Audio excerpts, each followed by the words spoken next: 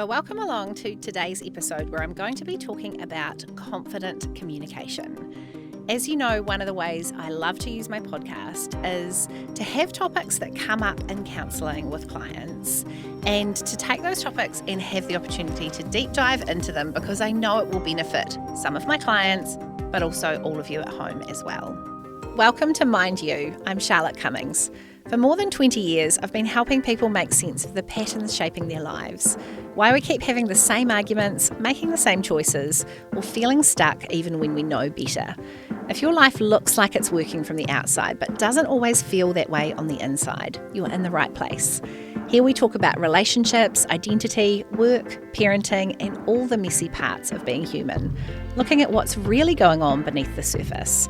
Because when you understand your patterns, changing them becomes possible.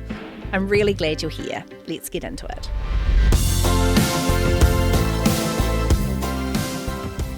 One of the patterns that I see often emerging for my clients is the need to communicate more confidently, particularly in workplace settings. To be really honest about how you're perceived, how other people experience you professionally, what it is that you want to achieve, and to be able to get out of your own way when it comes to being able to present yourself as the person that you want to be in the professional world. Now, some of what I share today might have relevance for other situations, for your social world as well, but I am particularly going to talk about workplace settings and communication in that context for today. I'm also particularly going to talk about some of the challenges that women experience in this space, because that is the background of a lot of my clients and listeners, but I know that there will be lots of relevance in this today if you're a male as well. It's just pitched particularly to that female audience on a couple of points. What I find particularly interesting about some of the dilemmas that sit around communication is that it seems that people who are quite high functioning often struggle in this space. And part of that, I think, is because we're really smart. We look at situations, we read what is going on, we're aware of the expectations that are around our performance, and that can sometimes add some extra pressures when it comes to communicating confidently. I believe that so often there are these things in our lives that stand between us and our goals, where we need to be able to get out of our own way, where we need to take a little bit more control of how we're perceived and how we're showing up to people around us. And this is definitely one of those topics. Now, a little story here as we begin. I didn't always speak as confidently as I do today. In fact, when we moved over to Christchurch from the West Coast, when I was about 9 years old, I went to speech lessons because I was getting teased at school for the way that I talked. And my mum found this old nun, Sister Leonie, who I absolutely adored, and she used to send me to her house every Wednesday for speech lessons. Funnily, she was my mum's English teacher back at school on the coast back in the day, but she was this amazing speaker and she taught me to have confidence in how I speak. That might have a little something to do with my comfort in being able to put myself out there in a platform like this, but also I'm really aware of the ways in which not being able to speak confidently holds people back and quite how this intersects when it comes to our mental and emotional health too. I'm a firm believer as well that being able to speak confidently is something that you can actually come to enjoy. A lot of people feel really terrified of this space, and while I'm not going to specifically talk today about some of the challenges around public speaking, this is more about other contexts where we're presenting our thoughts and expressing ourselves in some way. But there will be a bit of relevance to public speaking too. It's just that probably the coaching around those particular skills, the expertise for that sits in other spaces. What I want to share more on today is around that day-to-day communication that happens and how we present ourselves. And that is something that I think we can all have a bit more control of and believe that we can come to enjoy. Now, some of you will know that alongside the therapy hat that I wear is also the hat of being a sociologist. This is the space where I'm doing my PhD research at the moment, but it does bring a lens to a number of the issues that I see one-on-one in a counselling room because I can't help but see how they are socially constructed issues, how the issues that people experience in their individual day-to-day lives are actually shaped by the world that we live in and some of the ideas around things like gender that float around us. So I think when it comes to confident communication for women, we have to be really honest about some of the social factors that surround this. For example, back in 2003, there was an incredible piece of research done by British Columbia University that is widely quoted. And if you haven't heard of it before, it's called the Heidi Howard Study.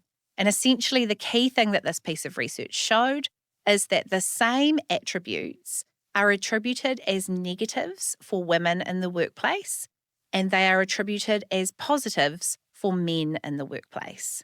So men and women can show up and do the same things at work, and they're attributed to as being good things for men and being negative things for women. So when it comes to being confident and competent, there is some expectation, there is some social filtering around that falls in this really gendered space.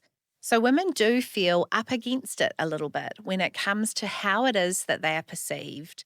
And there can be a sense that social pressures shape how women filter themselves and how we show up with others. I think it's really important here as well to mark the point that for women, we are judged on our performance. And for men, there is more judgment around potential. And we know that that is evidenced by the fact that men will apply for roles that they feel they can do a portion of, that they might be capable of growing into. And for women, our expectation of our competence actually has been shown to have a 5-year lag.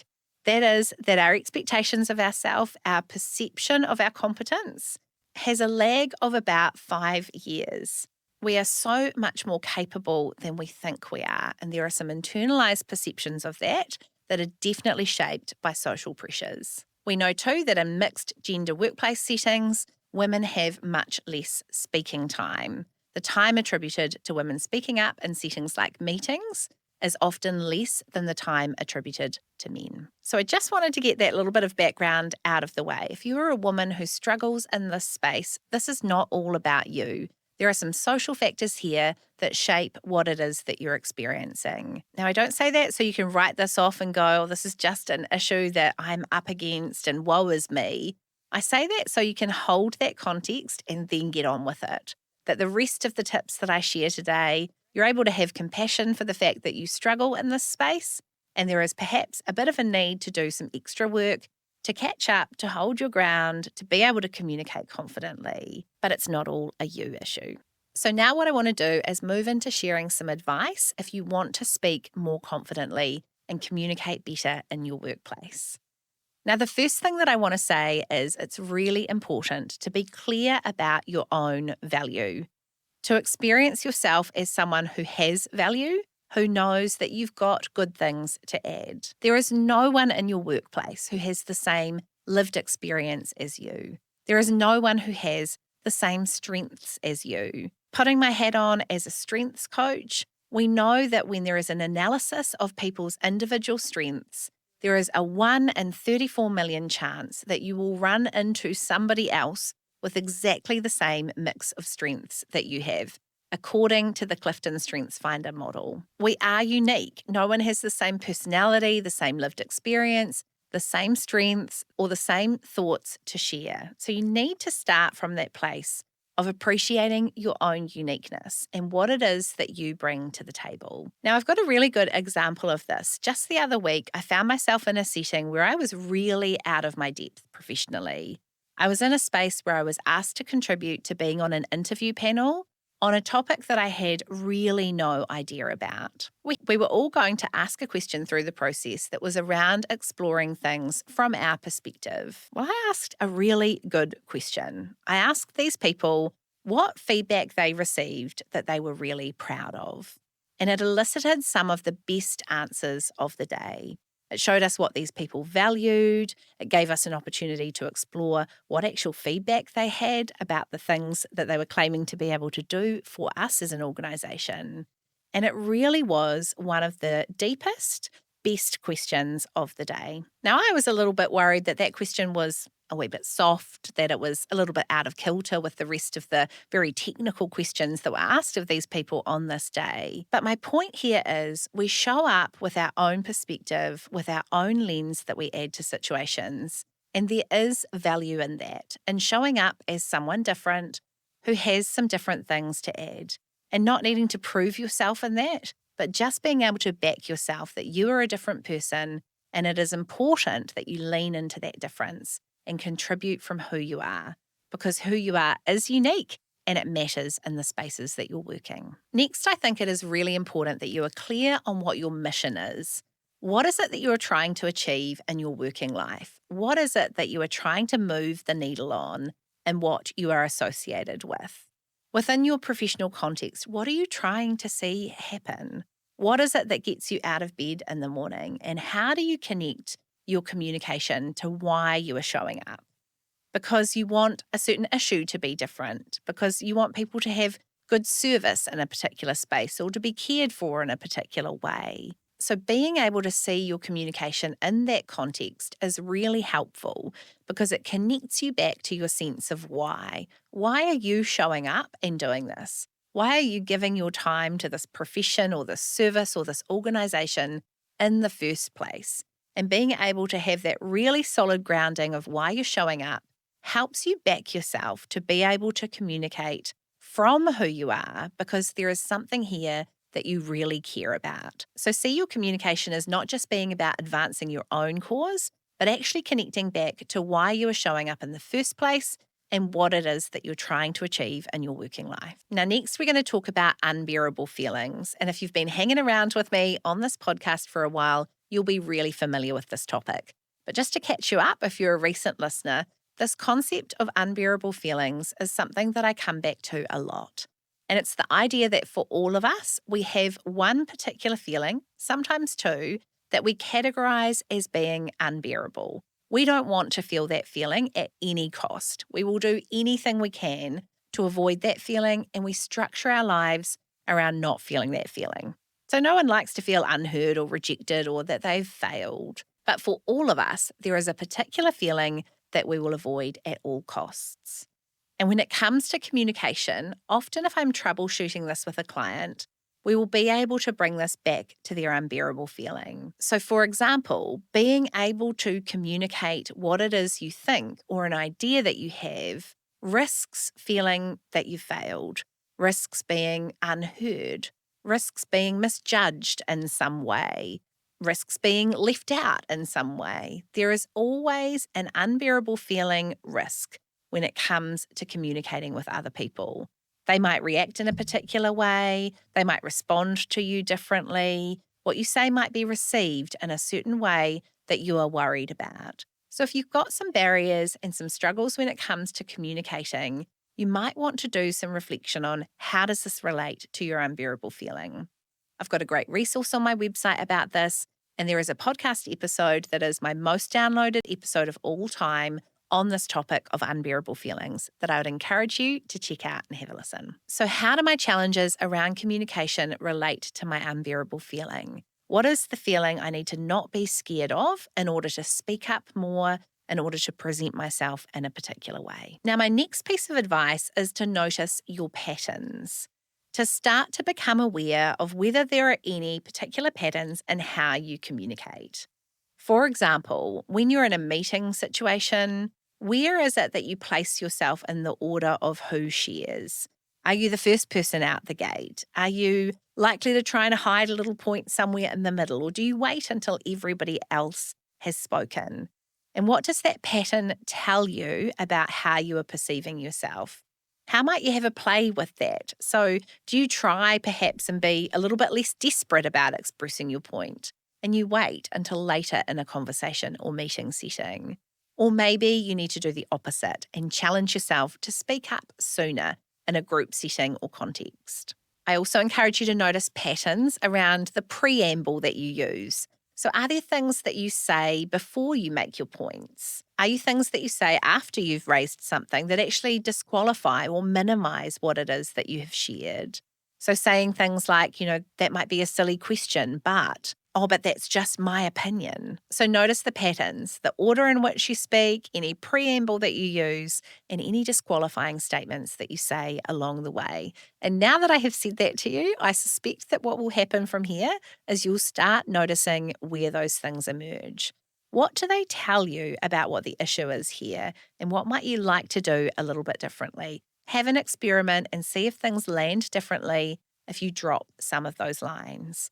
Women, particularly, are so inclined to have a preamble or to say something after they have expressed their thoughts that devalues what it is that they have said. So start becoming aware of how that is playing out in your communication. Next, I think you want to reframe what communication is all about anyway, because I hear this so often for people that they feel intimidated when it comes to making points.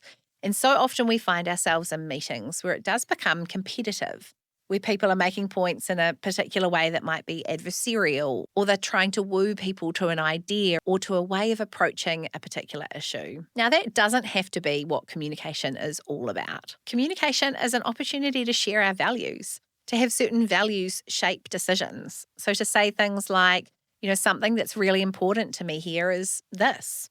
So we don't need to be persuading necessarily. We don't need to be aggressive in making our points. We can share things and put things on the table. We can make a contribution. We can add something into the mix or even ask a really good question. It doesn't have to be about making a case and trying to win people over to a particular way of thinking. So start framing communication as making a contribution, expressing your values, putting on the table the things that are important from your perspective. It's not necessarily a case of winning arguments, of having people side with you. So that reframing about what communication actually is really important. So often the dominant voices in workplaces or around a table are those persuasive voices, are those voices that are out to win. And this has been one of the big learnings for me, contributing more in different settings and moving into spaces that make me feel a little bit uncomfortable too, recognizing that I'm there to bring my values to the table. My next point is to be really clear about what it is that you want. So often I am asking people in counseling and coaching work about their goals, their ambitions, their dreams, what the best version of their life looks like. And sometimes there can be a little bit of reluctance to even admit that, to say things out loud.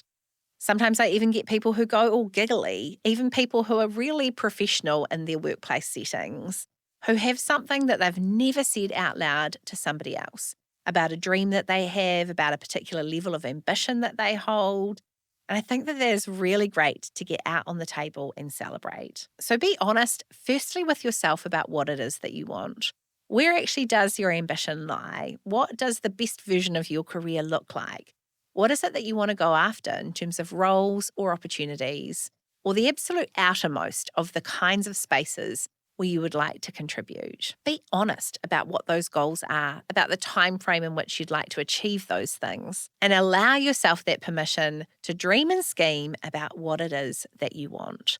I think some really big, powerful shifts can come in this space of communication when we're honest about what it is that we're trying to achieve. In 5 years' time, I want to be this person in this kind of role. Being clear about those goals with someone who's working with you in some kind of coaching or therapy context, with your manager even, is an important step in being able to own what it is you're trying to achieve. And when you're honest about what it is that you want to achieve, then you can start thinking about the changes you need to make day to day that are going to get you to that place. Sometimes some of those challenges are communication challenges. Next, I would encourage you to think about perception and to be honest about the key words that come up for you when it comes to how you want to be perceived by others. So what do you want people to say about you when you're not in the room? What do you want people to say when it comes to those key words that would describe who you are as a person and professionally? Do you want them to experience you as insightful, as kind, or as clear?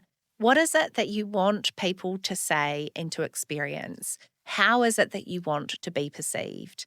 And this really harks back to my previous point about what it is that you want, because potentially there are some words that you need to add into the mix here in order to get you where you want to go ultimately in your career. That might even be things that are not necessarily important to you, but might be important when it comes to being perceived in a particular way to get where you want to go. Now, an extension of that is to think about how you want to make other people feel.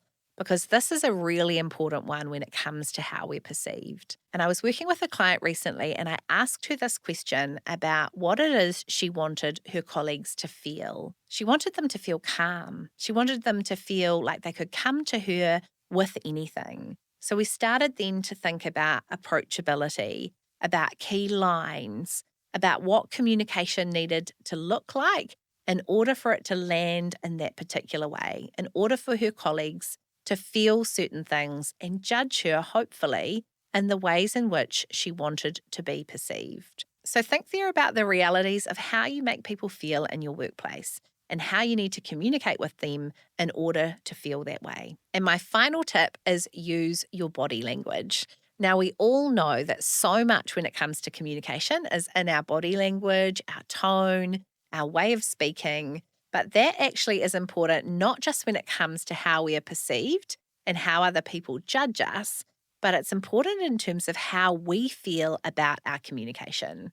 So what is it that we feel when we're communicating? And if you've got your shoulders back, if you've got a smile on your face, you are going to feel more positive about your communication, as well as the people who are receiving you, perceiving you well. So remember that body language is not just about the people on the receiving end, it is also about how you feel as a person doing the communicating too. Okay, so let's do a recap from the top. Firstly, get clear on your value. Then understand your why. What is your mission? What are you trying to do and achieve when it comes to why you're showing up at work in the first place? Think about your unbearable feeling and how that shapes the patterns of how you communicate in a workplace setting. Reframe what communication is about. It can be about adding value and making a contribution, and doesn't have to all be about persuading other people to a particular point of view or entering into some kind of argument. Be honest about your goals and ambitions, and then think about how you need to be perceived in order to get there. How do you want other people to feel around you? And lastly, remember to use your body language, as it's a great tool, not just when it comes to how people perceive and experience you, but also how you experience yourself as you communicate with others too. Remember that if you're a female, there are a bunch of social factors that shape the space of communication in workplaces, where some of what you experience is very real. Some of the challenges, they are there, and you are up against them to some extent. But my encouragement is to think about where is your starting place and what are the next steps that you would like to take when it comes to communicating more confidently with others. So often we have to push ourselves, we have to experience the edges of our competence and develop in some way if we want to live life to our fullest potential. And I don't know about you, but I look around the world and think, actually, we humans need to be doing our best individually to flourish and to bring the very best of ourselves to the people around us, to the communities we're in, and ultimately to this world that we're all sharing at this particular time. So back yourself, know your value, and communicate confidently from who you are. Who you are matters, and it is well worth you having your voice and that being a confident voice in the world around you. Thanks for spending this time with me. I hope today's episode has helped you understand yourself a little better and given you something practical to take into life this week. If you found it helpful, I'd love you to follow the podcast, leave a review, or share this episode with someone who might need it too. It really is the best way for more people to find these conversations. Take care of yourself, and I'll see you next time on Mind You.